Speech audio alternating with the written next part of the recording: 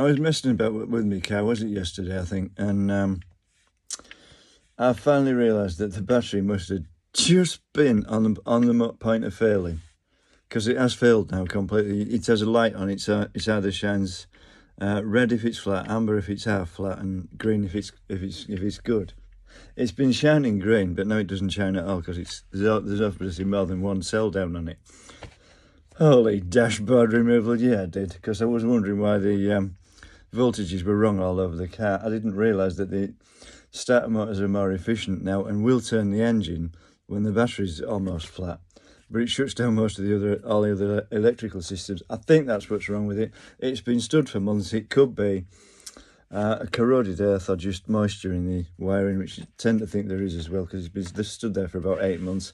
It should have been a one-day job to change the cylinder head. Don't tell me somebody actually put the bolt back in and didn't tighten it to confuse me for a laugh. It's not funny, because that job should have been 5 hours. It's now 8 months. And because I thought I'd missed a cylinder head bolt, I've slackened it and hadn't taken it out, because you can't see them, they're down in recesses. So I took the engine out. I know I'm moaning, good moaning, but and people get jealous because I do tell sob stories that are better than theirs. I took the engine out to investigate. I rebuilt it. I got a cylinder head and a crankshaft. I bought them as reconditioned, and when I measured them and looked at them, they're brand new. Where you'd get parts like that for a 2006 car? I just can't believe it. And they were very cheap, but they've all been ruined because I put the engine back in, all fixed up. And some clown had nicked a plastic spacer out from inside the car. I looked all over for it, and I didn't realise without that spacer in, the engine wouldn't turn. The starter motor wouldn't turn the engine. So I took it out and put it in the boot. I didn't realise the boot leaked, and now it's completely, well, it isn't wrecked. It possibly will repair with a bit of wire wool, and I've honed the bars, and it seems to have fixed them. I think it'll be okay. I don't think I've taken much off the bars. I think it'll be fine, but it would have been thousands of pounds worth of damage, and I have said it was wrecked because they weren't flipping telling. I mean, that was childish, and this is from what I can say, it was an old man in a wheelchair who did that. That's not funny, inconveniencing people like that and costing them thousands.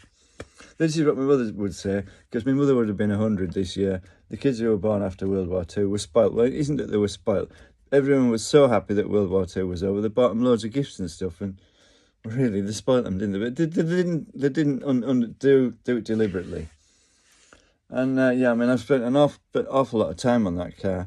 It is my hobby because, I mean, the kids in the street at home weren't bullies, and most of them were twice my age, and they'd accidentally run into me and knock me over and hurt me. And so I just helped my brother with his car. And when I was 12, I had the lawnmower engine in bits. I had the cylinder head off. It just wanted the points changed, and I didn't know. I was only 12.